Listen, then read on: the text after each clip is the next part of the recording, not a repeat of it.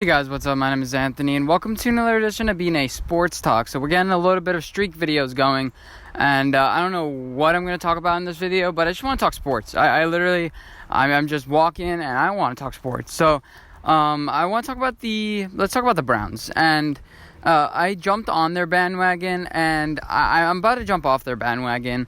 I mean, Odell, as much as you want to say he's a great player, the Colin Cowherd recently came out with a stat that Baker Mayfield's passer rating when he was throwing to Odell was 44.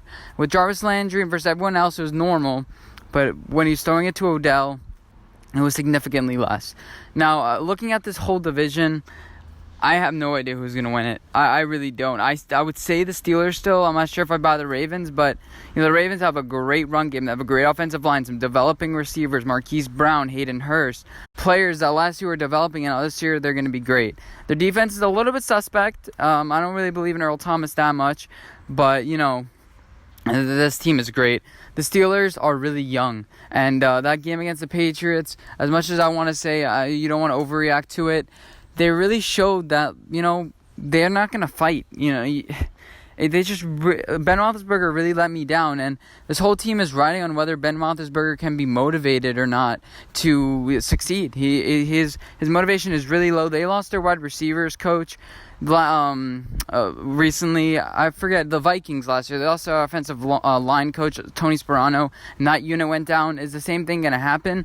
I don't know. The new wide receiver coach is apparently pretty good, but that's what people say about everybody until he actually does some work. And then in retrospect, you'd be like, oh yeah, he was good or not. It's really hard to judge that right now. And I'm just hard-pressed to have an opinion about that. As far as the Carolina Panthers, the season is ride or die in whether Cam Newton can stay healthy. I still do think that the Falcons have a stronghold on this division. Their offensive line is going to get better. I'm of that mindset. It's really young right now. They have a couple of injuries. I think Caleb McGarry is injured. They're banged up a little bit on the offensive line already. But, I don't think Matt Ryan's going to flutter and falter. I mean, they did play the Minnesota Vikings, who have a great defense, who were motivated. So it's not time to hit the panic button on the Falcons yet. I am selling a little bit of my stock on the Falcons. They still have so much talent, though. And Matt Ryan has so many weapons to throw to. As long as he stays healthy, we know it's going to be one of those people. And staying healthy, Nick Foles is out. Nick Foles from the Jaguars, obviously, he's out with an injury. And I made my prediction of quarterbacks that could go down with an injury.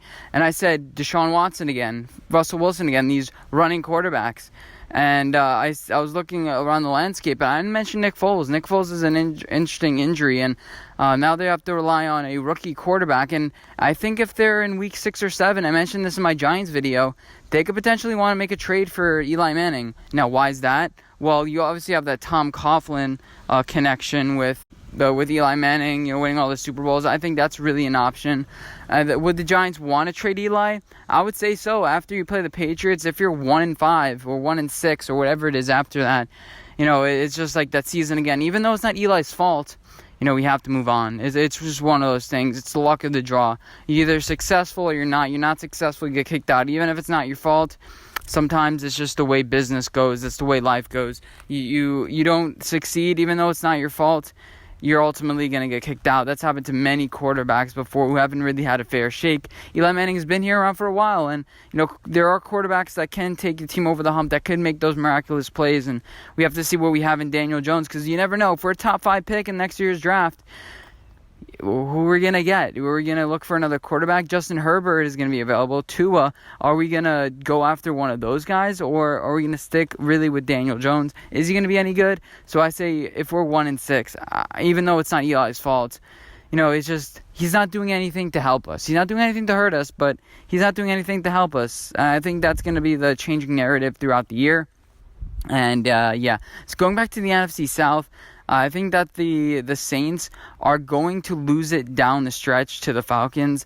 I just think that Drew Brees' arm strength is going to decline. This team is pretty experienced. This team has experience everywhere, but their secondary is really concerning for me. Eli Apple, you have Marshawn Lattimore, you have Chauncey Gardner-Johnson, who had a penalty. You could say it wasn't his fault or whatever, it wasn't really a penalty, but it's a penalty nonetheless. It was called.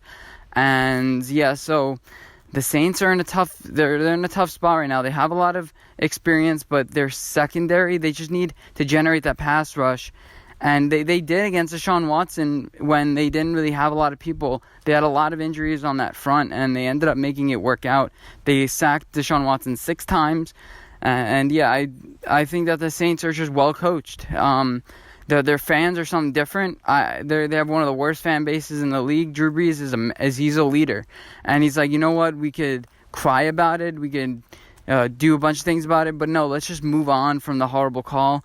Good thing for Drew Brees. I really do think he's a man, but he can go on a miraculous Peyton Manning year this year where his skills you start seeing down the season start to decline. He still has accuracy. I mean, we saw with Tom Brady, if you watched it, his first throw of the game and a couple of his throws, I'm not sure if he's purposely being inaccurate, which I don't think he would do, but some of those balls were wobbling. It's going to come in and out. And Drew Brees, you're going to start seeing that where it's just like, oh shit, like, what was that? And it's just the way it goes. They've done a couple of things to improve this offensive line with their new center, Eric McCoy. I think Max Unger is gone, but they have a decent offensive line. They have decent weapons, and we'll see. We'll see if Mark Ingram is lost, really does affect this team, and we'll see in the long term about that. I still think the Falcons win this division. I can't jump off the bandwagon yet. I think that they've had a little bit of concerning signs with, getting rid of offensive coaches and not really having a great front office. Paying Julio Jones $21 or $2 or whatever $1 million a year to play wide receiver, that's concerning to me. I like that they had the relationship, but $21 million, they didn't really have a good pass rush, not really good defense. It's just all over. They made Minnesota's offensive line look great, and I don't think it's great beyond any stretch of imagination. I'd probably bump Atlanta down to like a 10-6 team while I had them at 12-4 team. The Eagles and the Cowboys, my stock is up on them. The only thing that's going to hurt the Cowboys is just the accident waiting to happen, the history of just losing over the past 25 years. Can they get over that hump? Is Kellen Moore the answer to all these questions? We'll see about that. The Eagles showed a little bit of a scare in the first quarter or first half against the Redskins, but they showed their vigilance. You're going to lose throughout the entire championship year. You're not going to look perfect. You're always going to have games where it's like, oh shit, what was that? Every team has it, unless you're the 1972 Miami Dolphins or 3 or whatever year it was where they went undefeated. Even that year, they probably had a bunch of stinkers. There are going to be some games where you should have won and you lost. That happens with every team every single year, and they're going to have teams that you should have won that you lost, and you should have games that you lost that you should have won. And it's just the luck of the bounce in football. The only team that does great is, New England. The only games that they don't lose any tight games. They lose games by wide margins. But, yeah, there are going to be weeks where you look bad where the other team just outmatches you. So don't overreact to week number 1. Don't overreact to, a team getting blown out, because maybe it's just not a perfect match. Maybe it's just a bunch of young players that are going to gain momentum later in the year. Kind of like the Falcons defense in 2017 where it looked putrid, and then they got hot as they got experience throughout the year, and that was just enough to get them through the playoffs. People thought the Eagles couldn't do it without Carson Wentz. So definitely do keep your mind open. Don't count any team out unless a huge player goes down and he's injured for the rest of the year. And it's it's their quarterback, unless Tom Brady goes down with an ACL. Even if he does, I still think that the Patriots would have a shot. So yeah, don't rule any team out. My stock in the 49ers has stayed about the same. My stock in the Seahawks stayed about the same. They have a young secondary, and the Bengals were ready for that secondary because of Zach Taylor, who had played every week. That's something to look at. So the Seahawks play the Steelers this week. I'm looking for a big week from Seattle this week. Even though they're -4 against the Steelers. Steelers are at home. I'm looking for a big week out of Seattle. Can this pass rush with Jadeveon Clowney give Ben Roethlisberger fits? And yeah, that's pretty much all I want to talk about.